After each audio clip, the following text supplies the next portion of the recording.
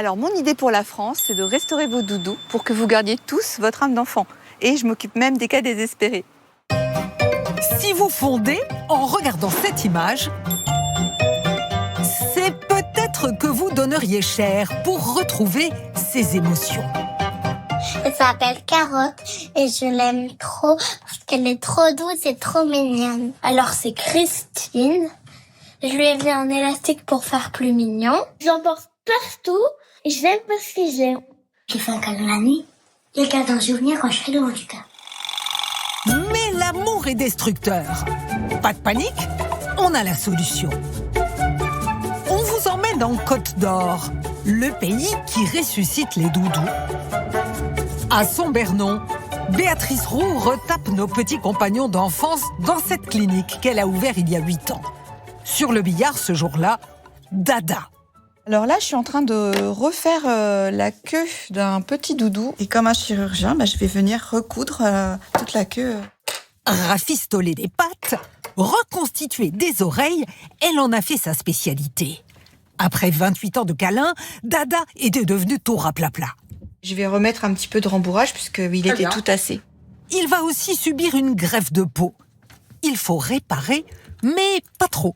Le fait qu'il soit un petit peu usé, qu'il ait des zones un petit peu râpées, c'est ce qui fait toute son histoire, toute sa personnalité. Moi, si je le recouvre avec un tissu neuf, c'est un doudou neuf, mais c'est plus le doudou avec l'histoire.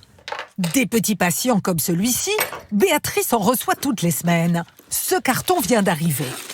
La plupart arrivent par la poste. En fait, j'en ai qui viennent d'un peu partout en France. Et à première vue, ce n'est pas gagné. Donc voilà. Mais elle a plus de corps. Non, c'est pour ça il va falloir lui en refaire un. J'ai dans les mains une partie de son enfance. Je sais où la personne faisait des câlins le plus. Voilà, c'est le dos. Elle en a déjà sauvé plus d'un. Arrivé mal en point, touffu et reparti tout fringant. À 78 ans, Mono, rongé par le temps, s'est offert une nouvelle jeunesse. Axel est une habituée. Bonjour. Ah, Momo. Momo, toujours en très bon état. Oui. Il y a quelques mois, Béatrice a réparé son ourson qui avait été croqué par le chien. Il manquait un œil, il avait plus de nez, plus de bras. Elle a vraiment réparé ce qui était démoli. Il l'accompagne depuis qu'elle est née. Il dort avec moi, avec moi et mon conjoint. C'est pas vrai. Si, il est entre nous deux. Il est d'accord, votre conjoint? Il n'a pas le choix. Des clients adultes comme elle, Béatrice en a des dizaines. À Dijon, Bonjour Alexis. Alexis a accepté de nous ouvrir les portes de son appartement qu'il partage avec Pimpin.